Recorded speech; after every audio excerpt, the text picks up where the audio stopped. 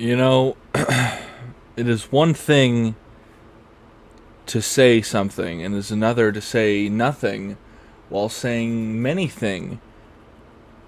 And perhaps that is a idea, a concept that we can interlude into saying nothing into something. Maybe. Think about it, or don't. Shut up, Mazozi. Anyway, here's Raspberry Tea opening ASMR. There you go.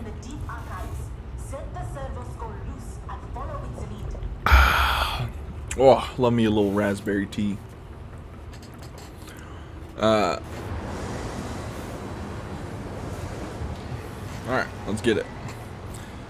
So, not to complain about work, but I'm going to complain about work. One, I don't get paid enough, and that's just the truth. I make $16 an hour. It does not, it's, you know, sometimes it's just not enough. Sometimes I think back to 2019, 2020, when I had $2,000 in my savings account. And then COVID hit, and the government stopped giving me money about halfway through, so my savings just dwindled into nothing. And they haven't recovered since. It's actually so sad. Albeit at the time, my expenses were much less. My rent was cheaper. My gas. I think my mouse is on its last legs. Well, I guess it doesn't have any legs, but nonetheless, unless I'm not pulling a controller wire or anything, huh?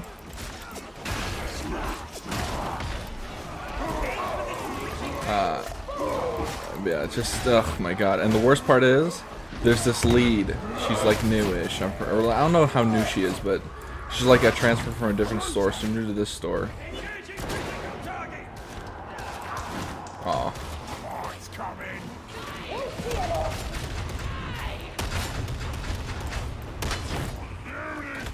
Nice. I'm using the Ripper gun just because I used it on stream and it was fun and I want to use it again. I still miss when before they fixed the can opener bug. That was true fun.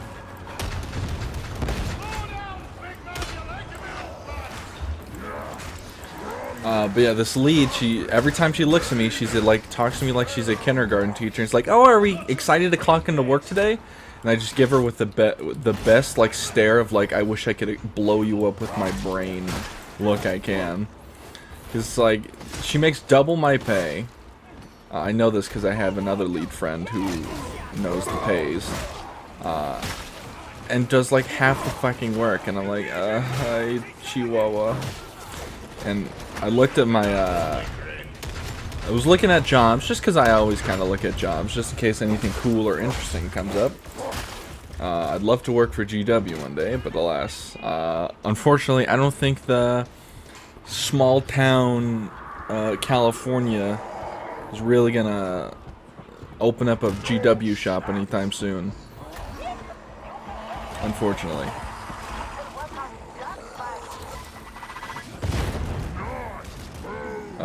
But nonetheless, all like 3 full fucking pages of Indeed and Snag-a-Job were just filled with Uber. It's actually a nightmare.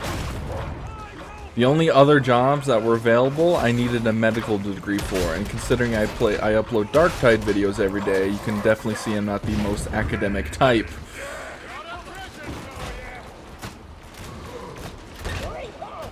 Ugh. I mean, my IQ's 115, but then again, I paid $7 for an IQ test, so I feel like it's a bit rigged. And also, IQ's like one of the least useful factors. I don't even remember what I don't even know what. Because obviously jobs aren't going to ask you your IQ, so it's just kind of like I mean, it's your ability to solve puzzles, I guess. But I don't know how I don't know how that grading system works. I feel like a 4th grader could get a pretty high IQ test. It's not like the test isn't that hard. Yeah, I'm kind of stupid in general, though.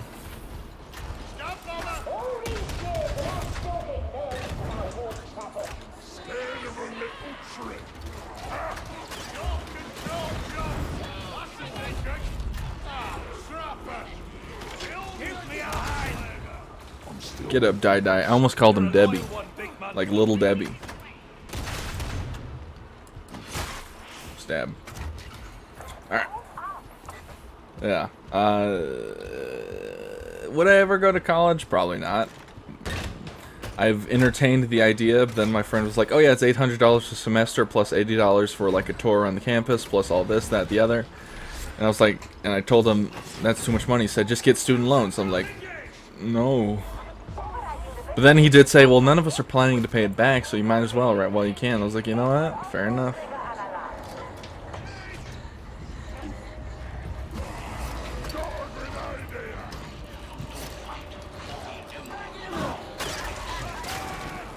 Now, speaking of far too expensive, New York City, some might say the New York City of America, has obviously a lot of really small apartments that are far too expensive. Now, am I excusing the expenses of these apartments? No. However, obviously they're going to be a bit more pricey because they're in a city, but they are far too pricey for being anywhere. Like, I saw some apartments going for like $5 million. I'm like, who are you selling this to? Lex Luthor? But nonetheless, they have a type of apartment called railroad apartments, I think, where it's essentially the whole house or apartment is just one hallway. Essentially. For the most part. Like, you go in, like, maybe you do a little, like, turn and then the room's the hallway, but I was like, I really like snug apartments and, like, houses and stuff. Like, I'm not a full, like, tiny house guy, but I like tiny living spaces. Just because, as long as it's me. If there's anyone else, then it's an issue, but I, myself, only want room for myself and maybe a guest for a day or two. That's the ideal. But unfortunately, I can't afford New York. Can't even afford to leave California. I might be having a rough one here. Ouch. Uh-oh.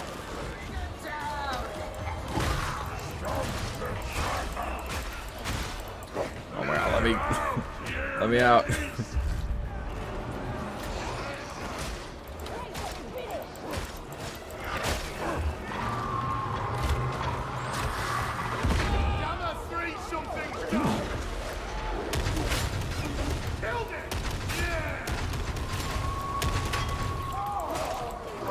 Yeah, I think they're called like railroad apartments or railroad. I don't know if it's not railroad houses. I think it's called. I think it's because obviously it's not a house; it's an apartment building.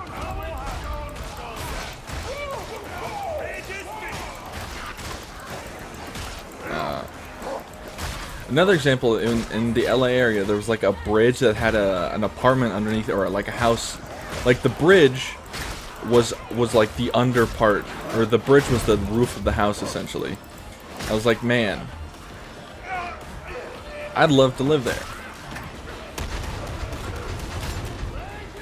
It would suck, you know, hearing like drive over you all the time, but you know, I like itty bitty places. Not like super itty bitty. Like, as long as I have a bedroom, bathroom, kitchen, and maybe a office or something, or a living room, office/living room, I'm good.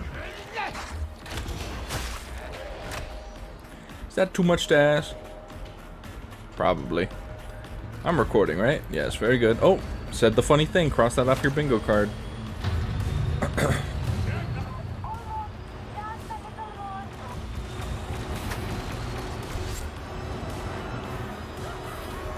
God, the music.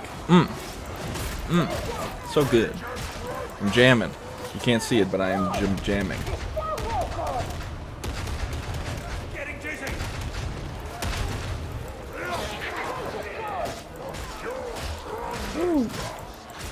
Oh, you know, so sometimes I listen to debates when I'm at work, usually of the most annoying variety, so I can get mad at them. And I don't even remember what the debate was about. It was about, like, men or something. It was one of those like red pill debates in a way, where the red pill people are once again, as always, cringe. But it was like one thing that that I hear a lot from red pill spaces is the idea of stoicism. Now, if you don't know what stoicism is, it's like that kind of like, it's a little bit edgy, but it's essentially like stone facing your way through life. And a lot of these red pill dudes will say, oh, we'll promote stoicism, and say, oh, you know, men shouldn't be crying, they should be stoic. They shouldn't show emotion. They should be stoic. You know, crying is for pussies. Be a rock, be a stone. Respectfully, I'm taking it.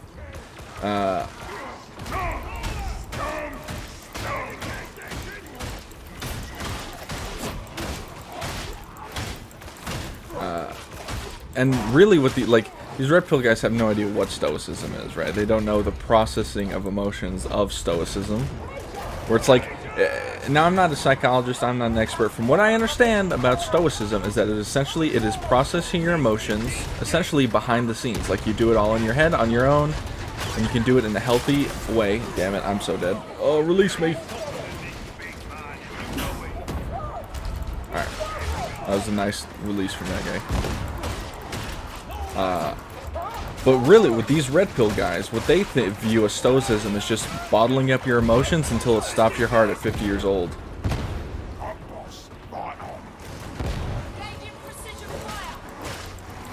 That's what they think. That's like their version of stoicism, because they have no idea what it is. They don't have the emotional maturity. Since stoicism is not like just... I mean, some people are naturally stoic. I've definitely known some people who are. But it's not, it's like, it's a learned skill for the most part.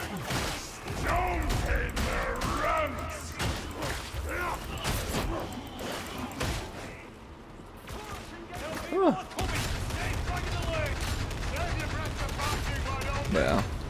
But somewhat on the topic, since this is mostly a men talking point, I hear, is the phrase respect is earned, not given.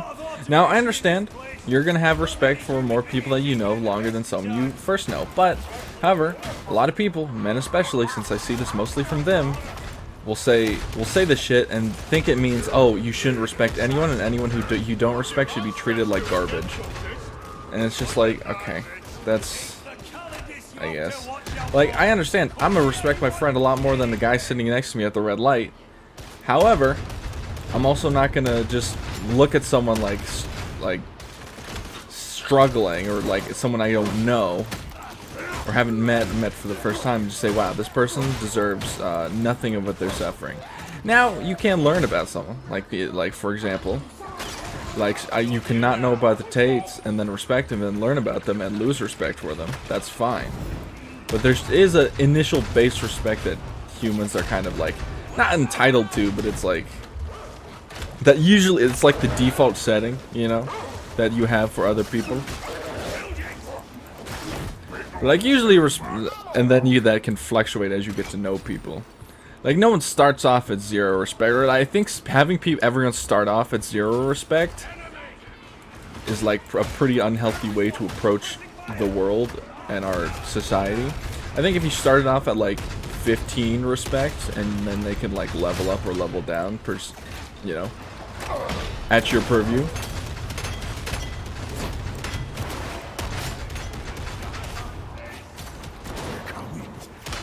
Oh shit. I missed. I'm dead. I'm dead. What happened? Did I miss something? I guess I wasn't paying attention. Whoops. I'll see you in the next one. Just doing a malice mission just because my head hurts. But anyway, I will end my previous thought was essentially, people are deserving of a little bit of respect upon first meeting them, and then you can fluctuate that upon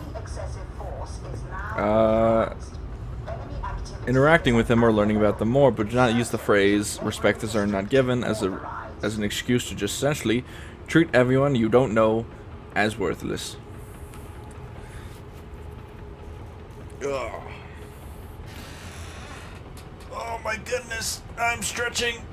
Oh my god, my back's been killing me lately, and I don't know how to fix it. I just need to be put in one of those medieval torture devices that stretch you till my spine pops. I feel like that'll really set me straight. Because in that thing it had to be like a second or two where it felt really good.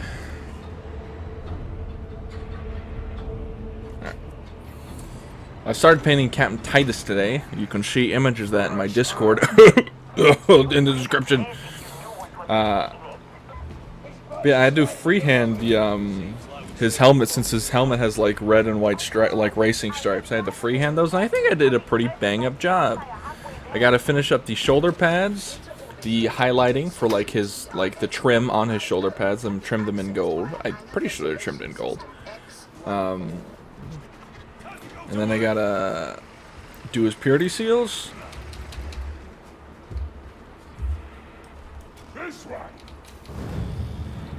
And then we're good. Let me up. Damn it. Alrighty.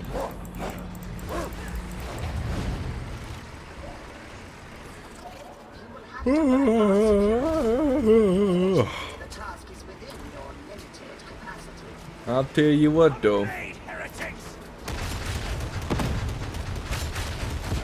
I started listening to Dark Imperium. I was re-listening to Dark Imperium the other day. I didn't realize they had rewrit a lot of the Plague Wars, since apparently they changed the lore so that originally the Plague Wars and Dark Imperium took place like after the Indominus Crusade. Now they changed it to take like 12 years after the start of the Indominus Crusade, which in my opinion fits a lot better in the timeline. And that's probably why they did it, because I remember listening to it for the first time. I was like, man, we didn't really get any Indominus Crusade shit. Why are we like starting this new arc already? Like, I guess mini arc, but nonetheless. But yeah, the next Throne of Fire book got revealed. I'm pretty excited for that. I hope that I doubt that the Lion is gonna meet Gilliman in the Throne of Fire. It'll probably be sometime after that series ends. We're on book, I want to say 7. For me, the Throne of Fire series has been pretty hit and miss. The first one and second one, really good. The third one with the Space Wolves, not so good. The fourth one, if I remember, the fourth one, which I'm pretty sure is Iron Throne. Get away. Yeah, while I was saying, let me look it up. Throne of Fire books, or Dawn of Fire books. Whoops. Books. Let me see here. Avenging Sun, really good. Gates of Bone. Gates of Bone's probably my favorite so far, just because it was Custodians, and obviously that's gonna get bonus points for me. I'm a big fan of the Custodians. I actually have to take my Custodians. I have to finish them. I got the Blade Champion, so I got to build him and the Cam General, and then I also have to take all my pre-painted Custodians that I have and give them a Null Oil wash to make that gold nice and set. The Wolf Time, honestly, the Wolf Time, I'm gonna say it, worst book in the series by far. I'd be surprised if any Space Wolf fans enjoyed that book. The whole part with like the Primaris Marine going through like the trials of the wolf or whatever it was called was kind of cool, but other than that, it was just kind of dog water. I don't know. And like there's this whole I'm pretty sure there's like this sub-scene of this. Oh my god, hello mouse. Like if I remember correctly, the sub-scene of this like Administratum chick who's on Terra. Her story didn't end up doing anything. I assume it was in that one. I didn't ever one. Throne of Lights. That one was. Oh, did I miss that one? Oh, I might have skipped that one. I don't remember. I'm trying to remember what that one was about. Can check the synopsis here in a second, see if I remember it. Let me just click on Although the next Throne of Fire book is written by Chris Wright, and that's like a pretty good sign for a lot of people. Guy Haley's good, and Gav Thorpe are also good, but like, come on, the top 3 Warhammer artists are Chris Wright, Aaron Dembski Bowden, and Dan Abnett. Come on, we can't pretend otherwise, right? Like, I want to read the synopsis, but I can't do it right now.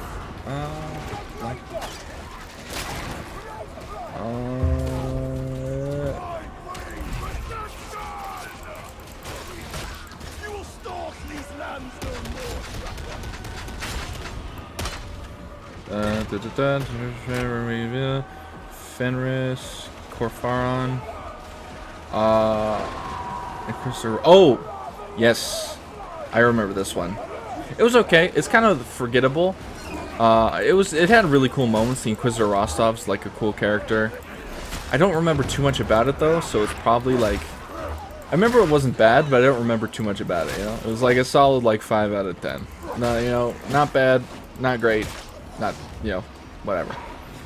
And then the Iron Kingdom. I have mixed opinions on the Iron Kingdom. A custodian got killed by humans with spears, essentially. So that really annoyed me. But other than that, it was pretty cool. The Space Marine characters were cool. The human characters were pretty cool. I like the drama between the Night Houses. The Night House that fell in chaos. I assume it was Nurgle. It was pretty cool. Martyr's Tomb. Martyr's Tomb is the most recent one.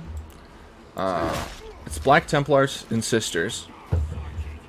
And I must say that one's probably the 3rd best. Simply because it had a custodian go out like a fucking beast, just killing dozens of Death Guard and a bunch of human slaves.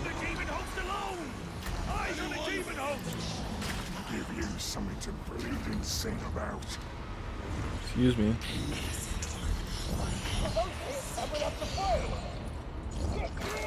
Yeah.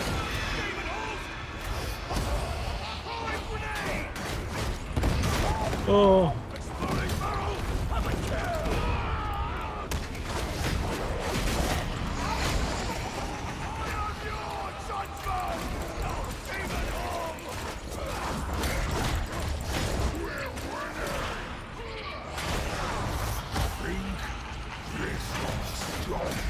Ow. Easy. Probably could have taken a lot less damage there if I actually, like, blocked instead of just trying to shoot it. Sea Souls are the next Throne of Fire book. I'm gonna say first best is definitely the second one, the Gate of Bones. Custodians and Sisters, very cool. The Avenging Sun, just good.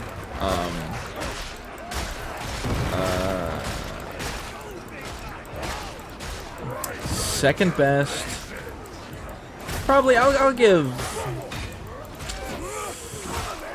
Iron Throne maybe second best, or maybe no. Yeah, so far we'll give that actually.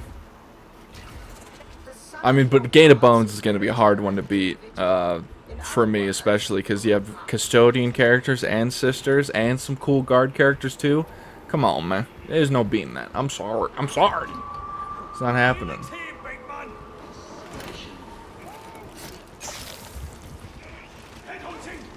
Although it seems like the next book's gonna be Imperial Navy, so that's pretty freaking sweet, Lois.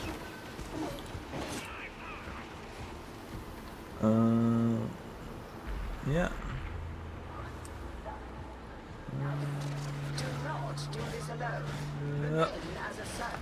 Yeah. I do hope we get a White Scars book. It'd be nice to see the White Scars actually do something for a while. For a change, have them up to something. I wonder if we're gonna get Fulgrim based activities in the Throne of Fire books. Will Fulgrim pull out during the Indominus Crusade? I guess we'll see. This crusade do be kind of indomitable, though. I'm recording, right? Yes, very good. But yeah, the some notable changes they did without spoilers is that they changed. They like they're getting their like lexicon, like their phrases for stuff, like more like localized across books and stuff. They changed up from using metric to Gothic forms of measurement, which is a bit strange to me. But hey, you know, whatever. What else? Oh yeah, they changed up some timelines. They changed up some names. So like in one scene of the book, like a lady goes and contacts the Lord of Imperium Nihilus, or whatever. And they just changed it to say, oh, contacting Lord Dante, because obviously he's the leader of Lord Nihilus, or Imperium Nihilus. I think it's Imperium Nihilus, right? Imperium Secundus is the one that's cut off from the galaxy, right?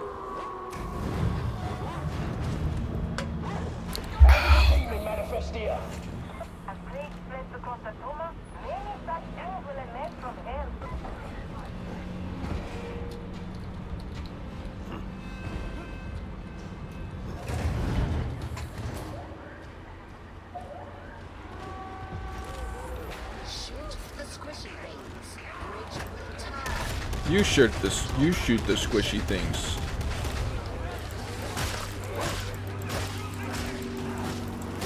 You know, it'd be a really interesting idea for a book. A book completely from the point of view of a dreadnought, and have it like, have it like a bunch of like events, but the timeline switches like so much, like hundreds of years, because obviously dreadnoughts can live unquote unquote for quite a while. Speaking of dreadnoughts, one thing I don't like about Primaris and dreadnoughts is apparently the Primaris dreadnoughts do not last very long. It's such a silly... Did I miss my box, really? I feel like Primaris dreadnoughts should just be treated the same as regular dreadnoughts. Especially with how hard, like, they're trying to... They changed up, like... They add, essentially, like... Originally in the Plague Wars, the Primaris Marines were still getting spread out, but now they've like spread them out a lot more than originally. So I think they should get rid of that, like Primaris dreadnoughts eat up the body inside like candy very quickly.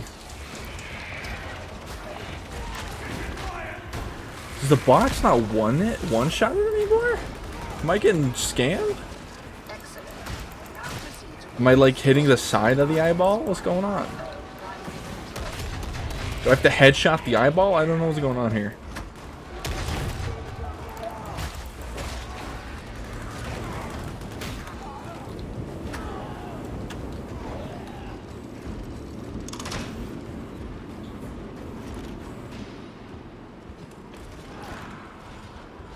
But yeah, a dreadnought book from the point of view of a dreadnought.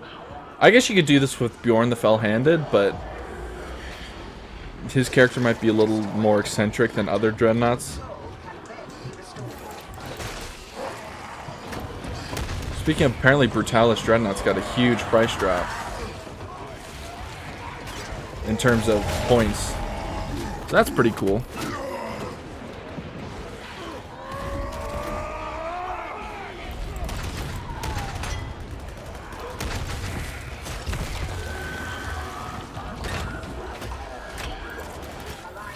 We love we love dreadnoughts. I think Iron Hands are cool. But that's a lot of dangly bits you gotta paint, you know? So full respect to the Iron Hands players. Although I will say they are just kind of a boring legion, I'm sorry. Or boring chapter, I'm sorry. I'm sorry, Iron Hand players, don't come after me. You look cool, but you're kind of a snooze fest.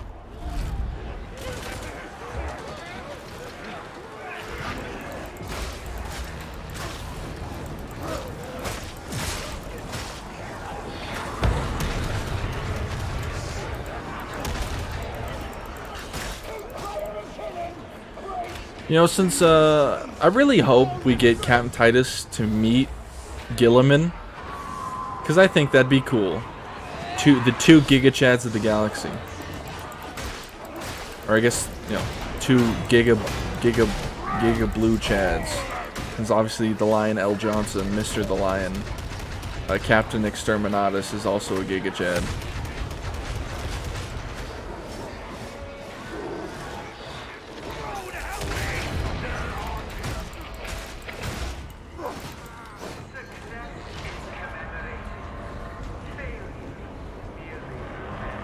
Alrighty, let's make like a let's make like a duck and skedaddle. I don't know. And we're in. Spin move. I like Dreadnought. Although I don't like Contemptor Dreadnoughts. If it's not the Blessed Washing Machine, I don't want it.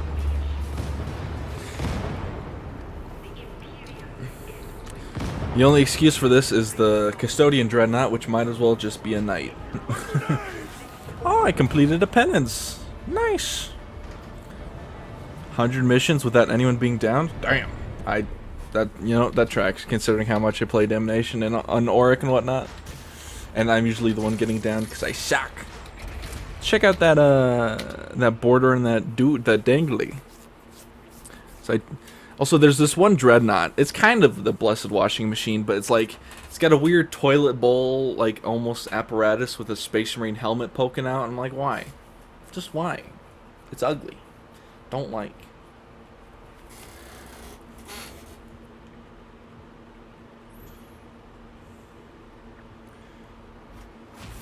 Alright, let's check out this dangly.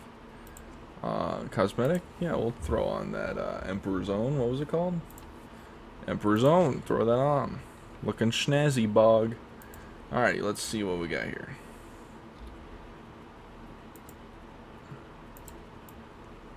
It's kind of hard to see on the knife. Is there something else I can throw it on? Hold on, let's go on the, this'll do actually, since it hangs from the front. Oh, looks pretty good. It's kind of hard to see, but there is a bone in there. So it's not really an hourglass. So, don't know what that's all about. Looks pretty snazzy. Kind of wish it was a bit like the bone inside, or if it was like lit up so you can see the bone inside. Well, alrighty. Oh my god, my voice cracked. Oh my god, Bog's face without the lighting. If you made it this far in the video, thank you for watching, like, and subscribe, or don't. I am frankly not your mother. But you better brush your teeth. Now have a good one.